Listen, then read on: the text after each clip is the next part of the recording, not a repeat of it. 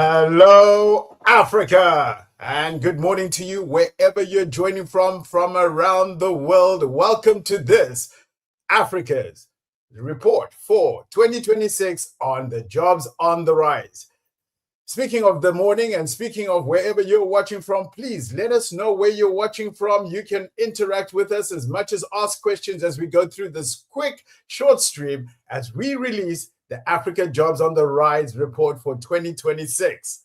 I'd like to start off by thanking all of you who participated in this survey. That goes to all HR professionals, talent acquisition professionals, those in recruiting, those in higher education that helped us with the data that we'll be looking at today. What are we looking at today? Well, today is not just simply about a jobs list. Yes, we do want to find out what are the jobs on the rise across the continent of Africa. But really, for us, it's about what decisions does this report impact? What does it impact for you as recruiters, hiring managers, as people who are looking for jobs, and as parents or career services who are advising young people as they enter into the world of work?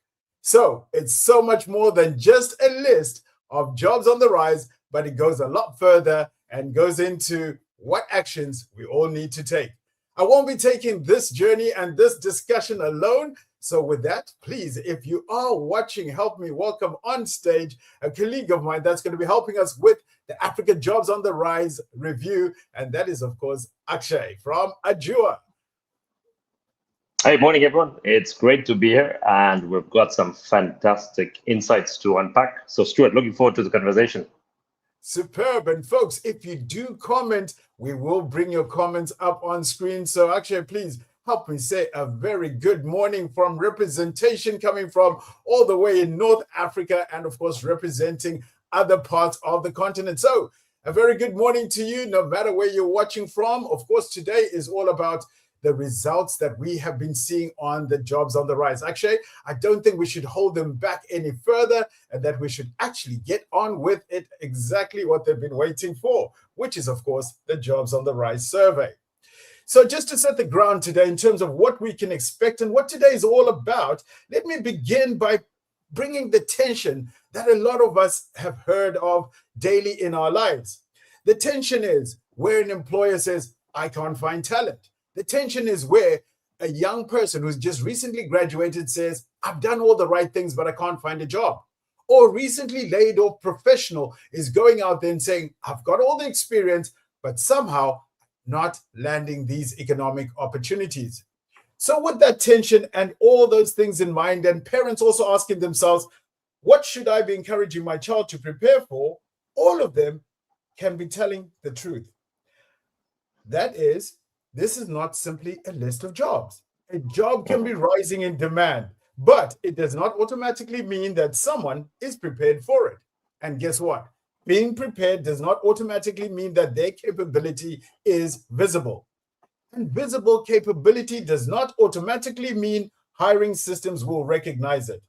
So the question today is not only which jobs are rising, it is how do we turn demand into capability into proof, and proof into fair assessment, and last but not least, turning that fair assessment into economic opportunity. That's the conversation we want to have with you today.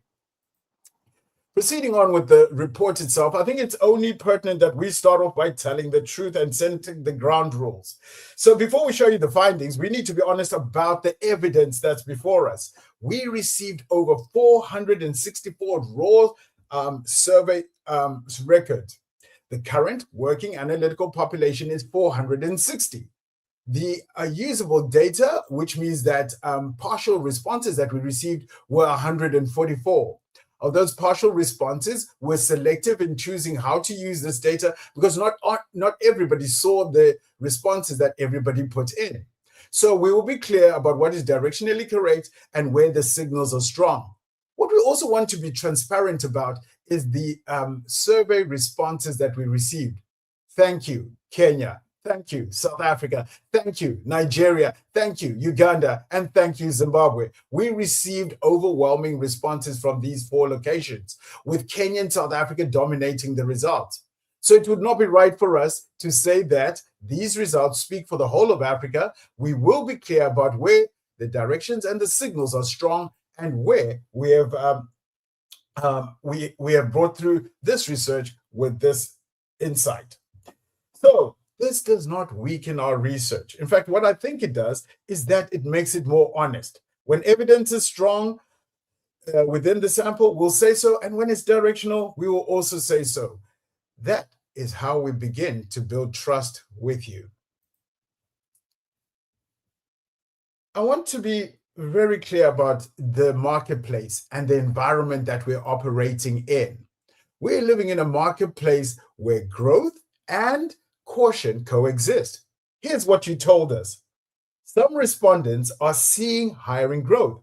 Others are observing demand. Others are seeing freezes and pressure or layoffs. That is not a contradiction. It is the reality of an uneven marketplace. One company can be hiring in cyber while freezing in another function. One industry can be growing while another is under pressure. One market can have opportunity while another can be more cautious. So I believe the responsible thing to say here is not Africa's talent marketplace is booming, and it's not to say there's no jobs, but rather to say, actually,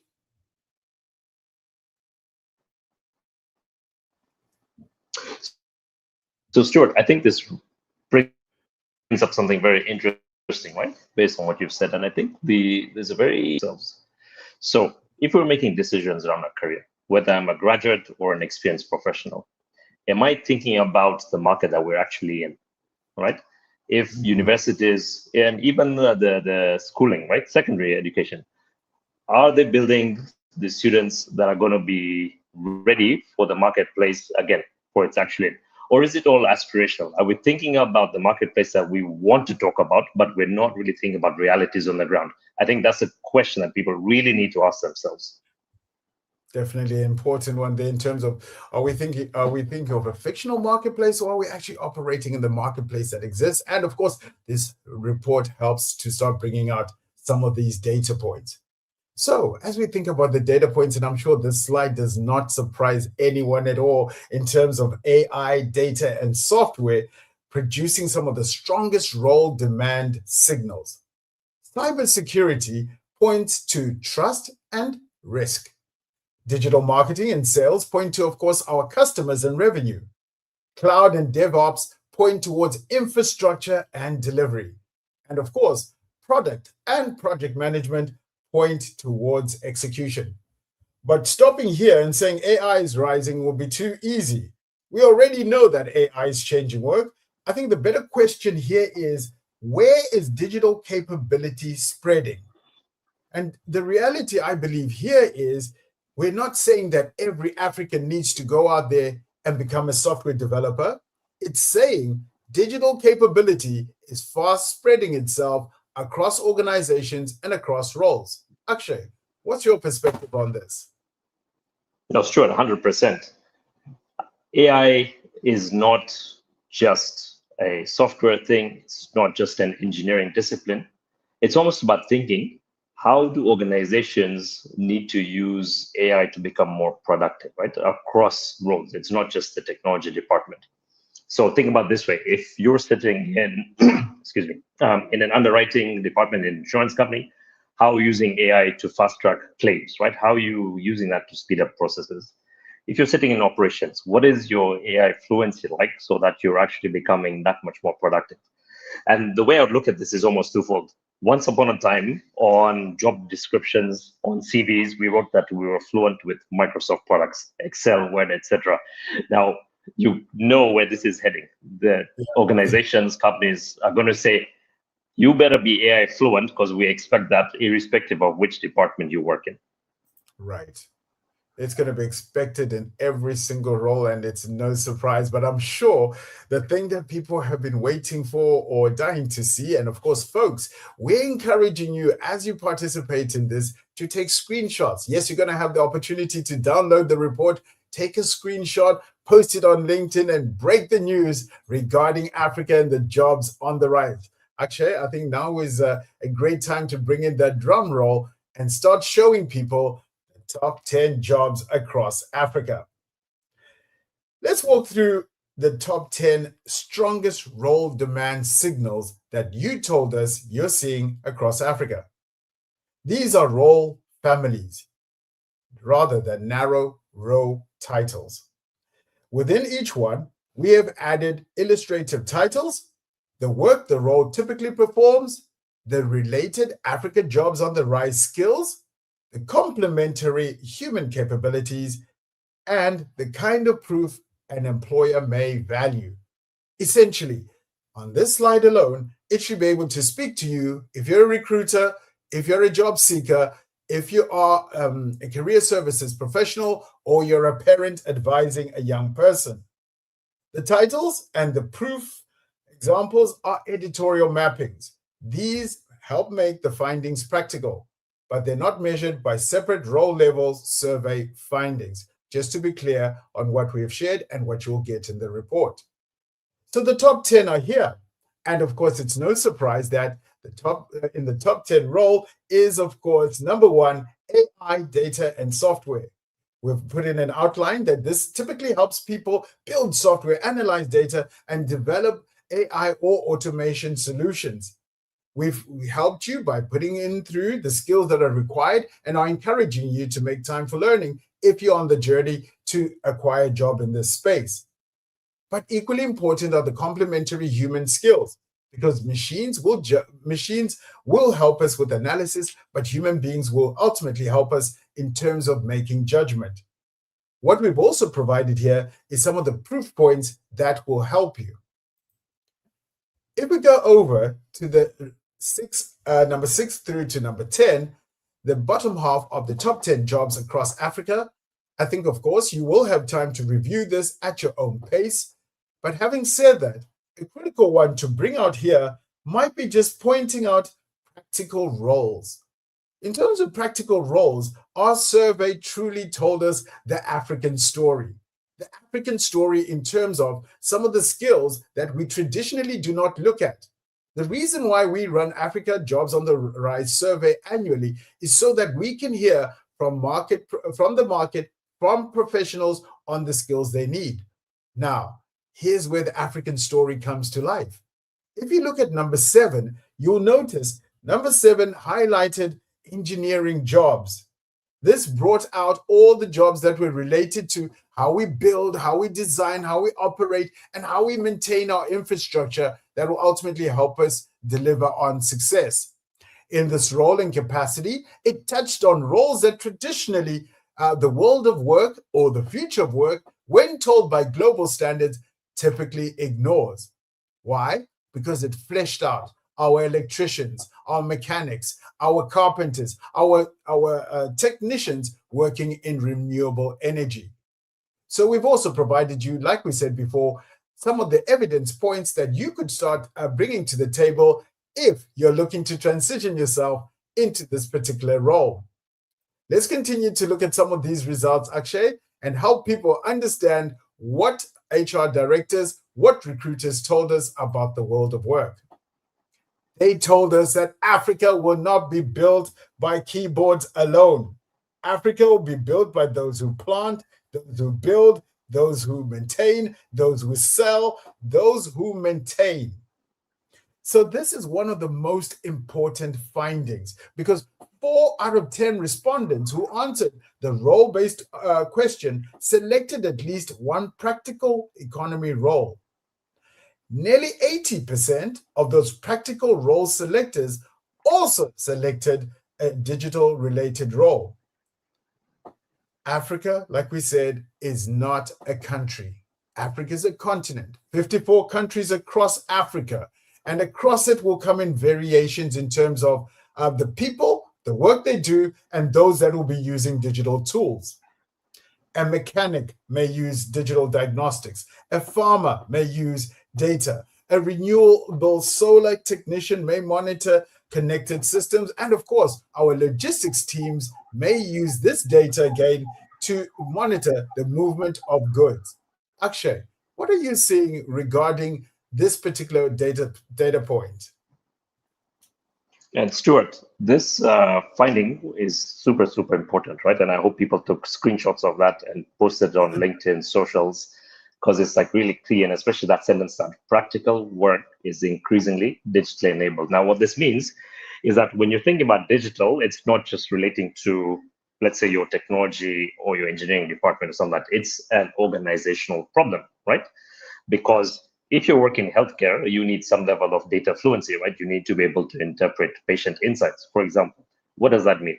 If you're working in logistics, let's say, you might want to know what's the efficiency of my trucks on the road, right? When is my next truck going to break down even before it breaks down?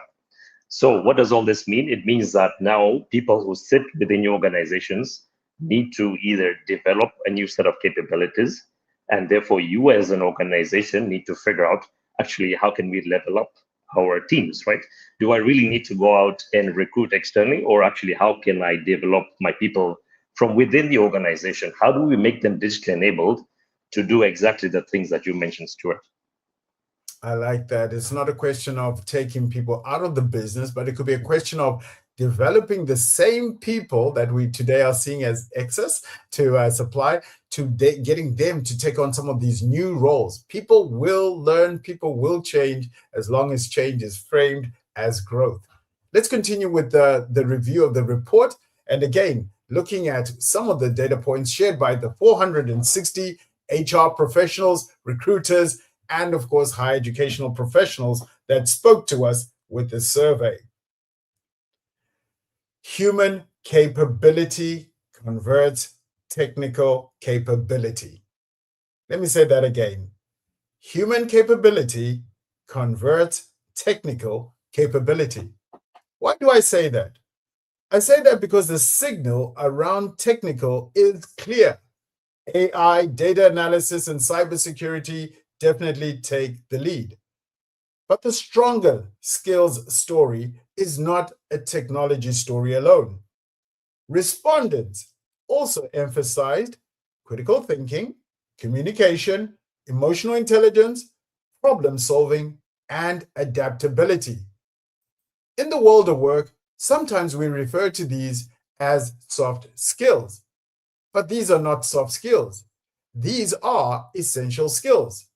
There is nothing soft about making a sound decision when information is incomplete. There is nothing soft about explaining a complex issue clearly. There's nothing soft about leading people through uncertainty, such as the times that we're going through right now. The machine may produce, but the human still needs to judge.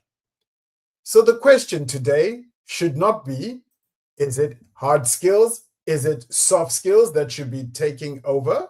But rather, it can also be the fact that people need to combine technical capability, practical application, and human judgment in order to succeed in doing real work.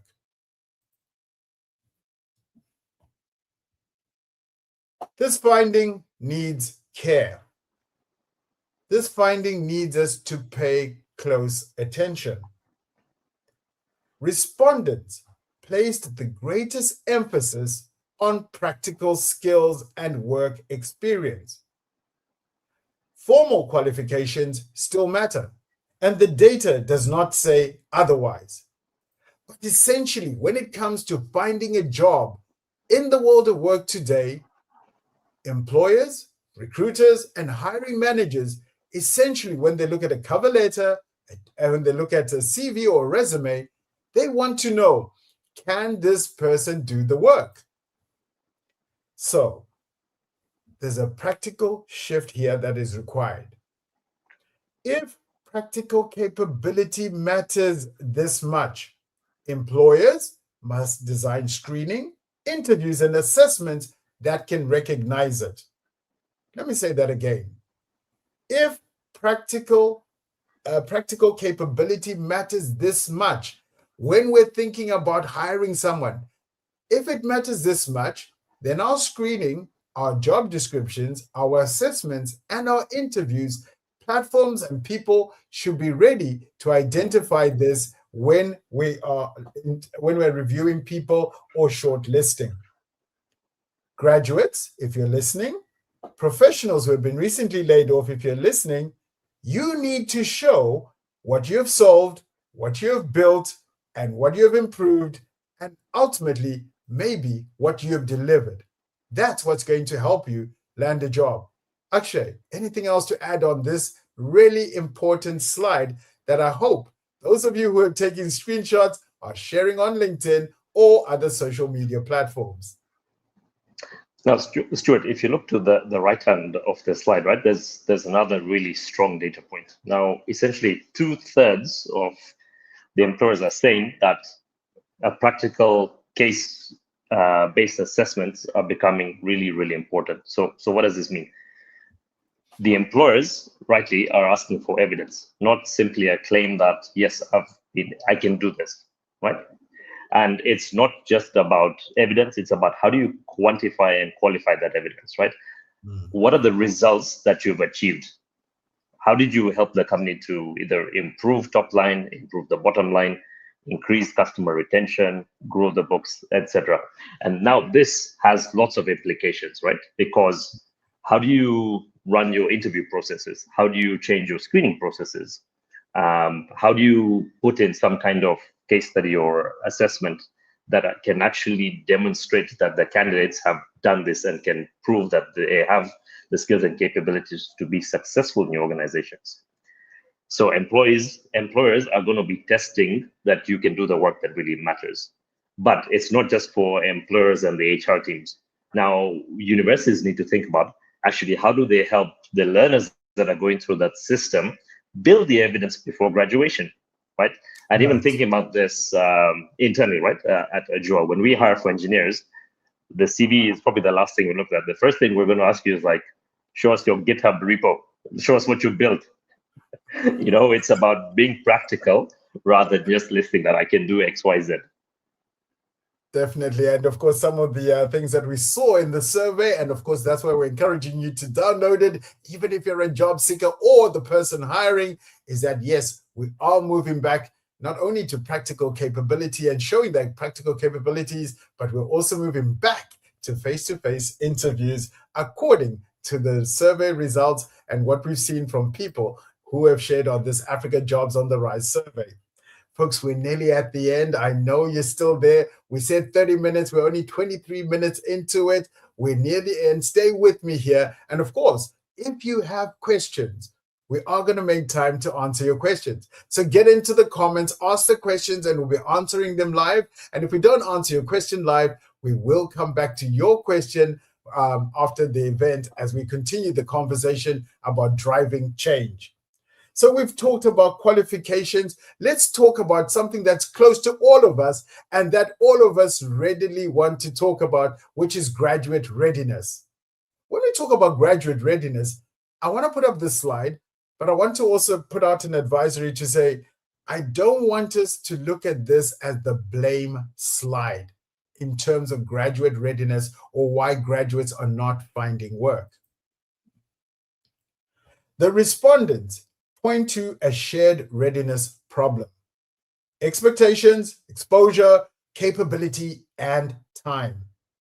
More than half indicated that it takes more than 6 months for a graduate to become job ready.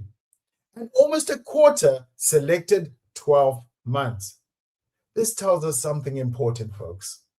We cannot say readiness takes time and then at the same time behave as though graduates should arrive at work fully formed, ready on day one. Universities have a role. Parents have a role. The employers have a role. Because graduate readiness does not come in an envelope or in a folder when you graduate, but that readiness continues long after you've been hired. Readiness is built through exposure, applied work, feedback, onboarding, and development, and that these findings are beginning to report the mismatch that we're seeing. Respondents also identified misaligned expectations. They also identified limited practical skills and poor workplace readiness as leading concerns. But these should not be used to attack graduates, right? And that's why I said this is not the blame slide. They should help us improve the transition from classroom into career, because readiness itself is not something that is handed over. It is something that we need to build together.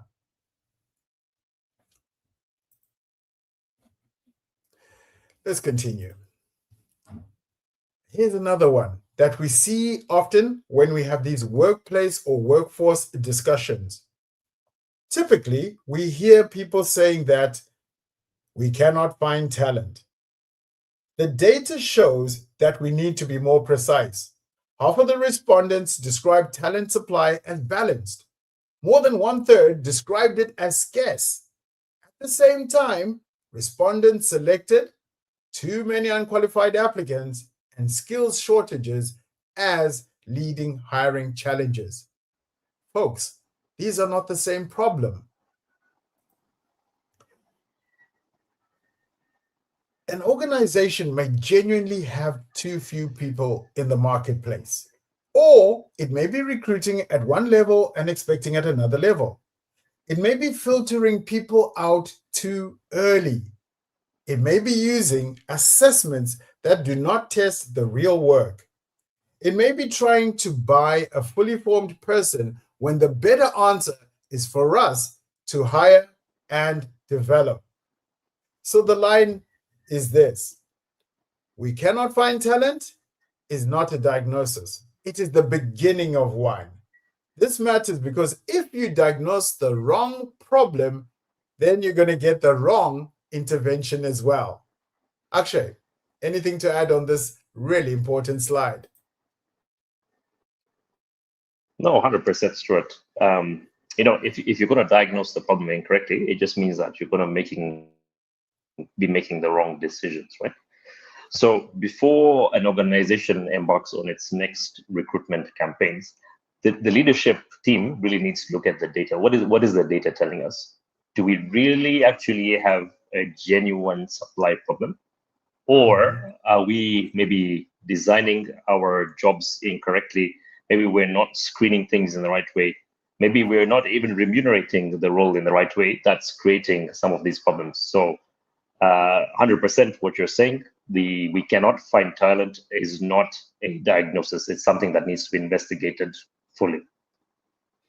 Definitely, definitely. And you know what? Actually, we've had people, of course, commenting on this. And thank you, folks, who have been contributing to this conversation. Actually, I'm going to ask you to read ahead as I bring them up live. I haven't pre-read them, of course, because we are live on LinkedIn and, of course, on YouTube. But comments coming in positively supporting the fact that, of course, data analytics, I think, has become essential across the board. So definitely in every capacity and role, whether even you're in HR, learn to speak in the language of business, speaking in the language of numbers, speaking profitability, cost savings, and speaking around efficiency. Maybe I'll bring up another one again. Of course, folks, if you have comments or you have questions, we're encouraging you to put them up. Here's another comment. What does it say, Akshay? So this one's really interesting, right? And I think it's sort of strengthening the claim, saying that we have to move beyond academic degrees, right? So how do we help candidates to evidence that they have the capability and the skills to be able to do the jobs? Now, whether that's through professional certifications, I think that's really, really important, where the accreditations are recognized and you know that there's some kind of standard, right, around what you would expect of candidates having a professional certification. Yeah, no, makes sense. I like these comments. I love it, folks. Thank you. And please continue to contribute. We will bring up the ones that we can bring up as we're live, and we are nearly at the end. In fact, I want us to transition from here into what are the actions each and every one of us need to take. And those actions are going so much more than go ahead and download the full report, but really, what actions will you take that will influence tomorrow? Akshay, did you read ahead on this one and anything to comment on it? The one comment that I like from Catherine, and it kind of emphasized what you've said, we need to we need to stop calling some of these skills soft, right? Because they actually are essential skills, the human skills. How do we work well with one another? How do we make decisions, especially when we have to make gut-based decisions? We need to stop calling them soft skills. They are critical, essential skills. Thanks, Catherine. I really like that comment. Thank you, folks. Of course, keep the comments coming and let's keep the conversation going. Of course, we're using the hashtag African Jobs on the Rise. I did say we're coming up to the penultimate slide, which is, of course, what does this all mean for all of us? And what are the next steps? Akshay, please help us deduce what this evidence must do for us. What must it do for the people that are in the room, the parents, the career services, the recruiters, the HR, or that laid off professional? What must this evidence do? Yeah, and I like this this chain that we've gone through, right? All the way from role demand. How do we develop people? How do they prove that they're ready for the jobs? And how does that create economic opportunity, right? And there's very specific calls to actions that are coming out from the data and the insights. So first of all, if you're an employer, you're sitting in a company, you're part of the HR team, I think just understand the problem before you start your recruitment campaigns, right? What are the roles that you're looking at? How do the roles need to evolve given the day and age of digitally enabled, practically accelerated? What are the requirements that you need? And before you go out recruiting, how do you upskill the people that you already have, right? What is their development plan? How can you get them ready and productive? And also looking at it from a compensation perspective, are we aligning it at the levels that the markets and the roles demand? I think if you're in universities, specifically the career services, they've got to think about how do we help our graduates and graduates to start being able to evidence that they can they are able to evidence the skills, the credibility of being some amount of workforce ready, right? We know, Stuart, the data said that organizations do understand there's going to be some amount of time before people are fit for purpose, right?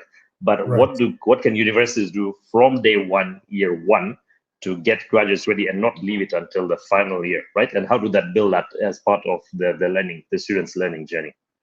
Right, not leave it too late.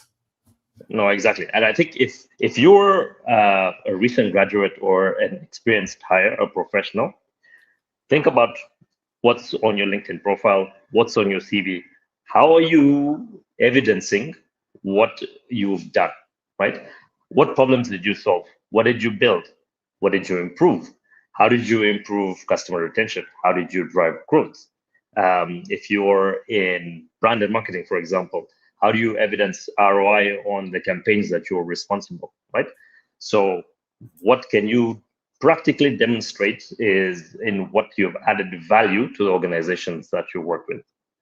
And I think the final thing, and I'll speak this from a parent who has to worry about this a couple of years down the line.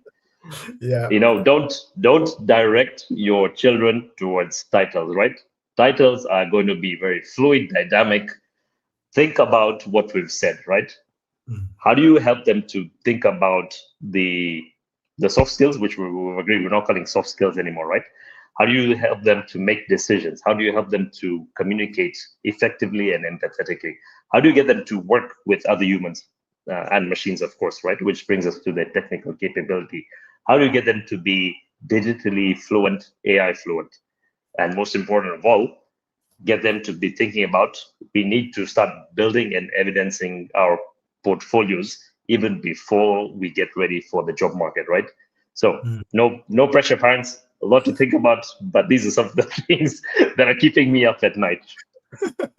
Definitely. And parents, please, let's not go on gut notion. Let's really use data and subject matter experts who can show you whether those titles, those roles that you thought were safe are going to continue to exist in the world of work. With that being said, I think the evidence should not leave us with another list to admire. It should change a job description, an assessment, a curriculum, a development plan, and a career decision. A rising role does not automatically become an opportunity. Demand must connect to development. Development must become proof. Proof must be recognized through assessment, and assessment must convert into economic opportunity. Folks, the message here is if you're in HR, talent, hiring, or you influence these policies, let's make demand clearer. Let's make capability easier to prove and build. And lastly, of course, making the opportunity easier for people to reach. You've all been waiting for this, and here it is. The download QR code.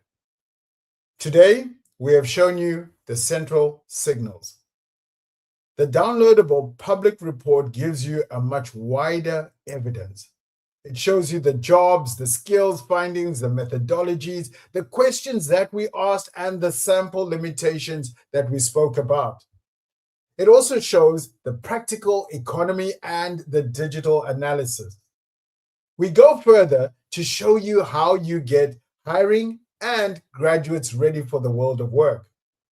We go further by showing actions from different workforce decision makers and the questions Africa still needs to examine more deeply.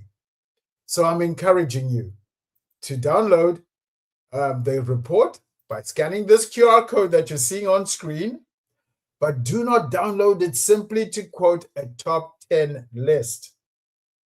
Take this report into a workforce planning meeting.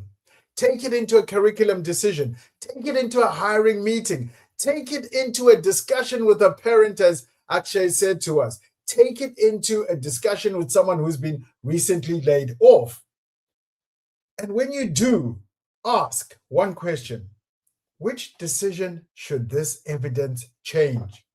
Because like I said, a job may be rising in demand. That does not automatically mean that someone will be prepared for it. Being prepared does not automatically mean that their capability will be visible. And visible capability does not automatically mean that hiring systems will recognize it. This is the work that's ahead for all of us. Let's make demand clearer. Let's make capability easier to build and prove, and make assessments more accurate, and make opportunity easier for people to reach. The value of this research, as we said right at the beginning, will not be the ranking, it will be the decisions that it influences. I'd like to thank you for your time and your attention as we have gone through this, our inaugural Africa Jobs on the Rise survey public release.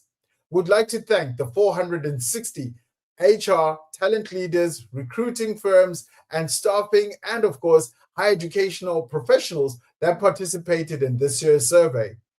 Some of the things we'll take from this survey is expanding the scope for next year so that we get an Africa story built for Africa by Africa.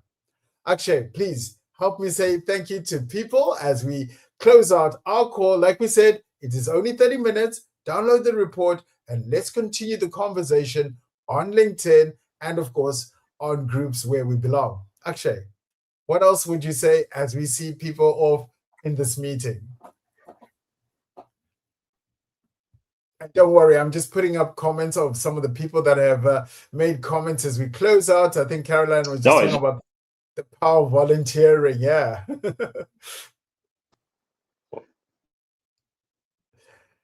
All right, folks. Actually, anything else to say before we release people? And as we get final comments floating in, of course, we'll continue the conversations afterwards. But just to see if there was any final comments and word of thanks from you as we say goodbye to folks. No, just to thank everyone for their time. And the other thing is be curious, download the report and ask us more questions. Download the report and definitely ask us more questions. And with that, we wish you a productive and a successful afternoon or day, wherever you are. Thank you for joining us. And of course, thank you, Akshay. And of course, thank you to the team at Ajua. And of course, CVsandresumes.com. thank you, guys. You put in hours of work for the last 6 months. We're truly, truly grateful. And thank you to every single respondent who contributed to this survey. With that, we wish you a productive and a successful afternoon ahead. Goodbye. All right, everyone. Thanks.